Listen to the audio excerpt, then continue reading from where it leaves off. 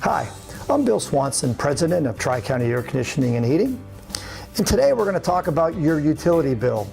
More importantly, how to read your utility bill or how to listen to your utility bill. What is it saying?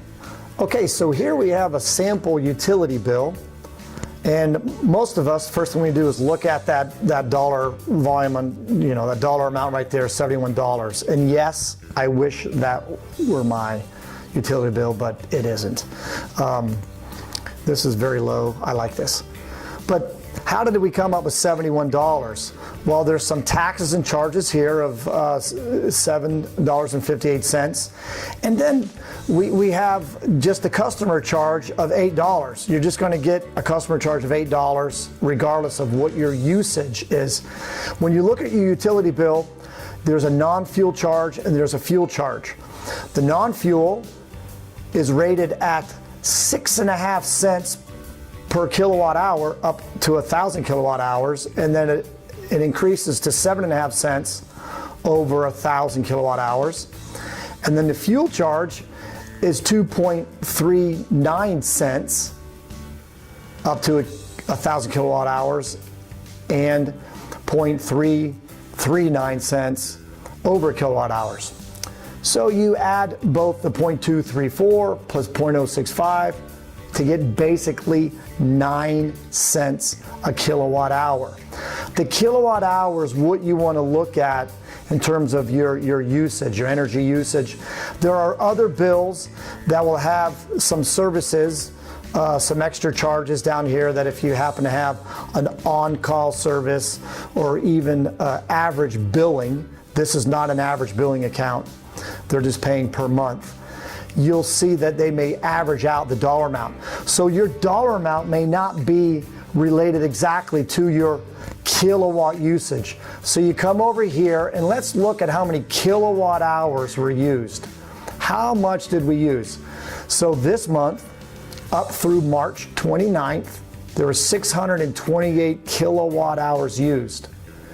Last month, there were 625 kilowatt hours used. So it's very, very close.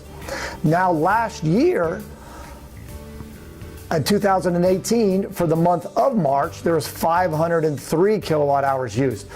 But it's important to know the number of days that this bill is recording. This year, there's 29 days.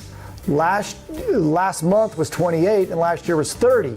So this number right here, this is what I would call the most important thing to look at, is the kilowatt hours per day.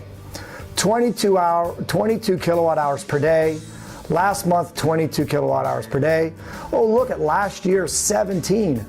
Boy, it's a little bit more efficient last year. Now, there are a number of reasons that it could change from 22 this year to 17. And that is, how did you use your home? Did they happen to have visitors, some relatives come in? Were you home longer? Was it a cooler March this year versus last year, so that you use the heat just a couple times? There's a lot of things that make this number 22 per kilowatt hour versus 17 to change. But the most important thing, as you look at the kilowatt hours used, the kilowatt hours per day, and then you can track this year, last year, this month, last month. So now that we looked at the fact that kilowatt hours per day is a very important number, you want to look at that. But for those that are gone for the summer, if you see 0 kilowatt hours, or you change that, you see a drastic change in that kilowatt hours per day, say from 9 and it drops down to 1 or 2, or it goes from 1 or 2 up to 9 from this year, last year, you need to give us a call, because something is occurring, something's happening. I listened to my utility bill, I saw that something was different, and I need to make sure that everything is okay. All right, I hope you have a great day and save some energy.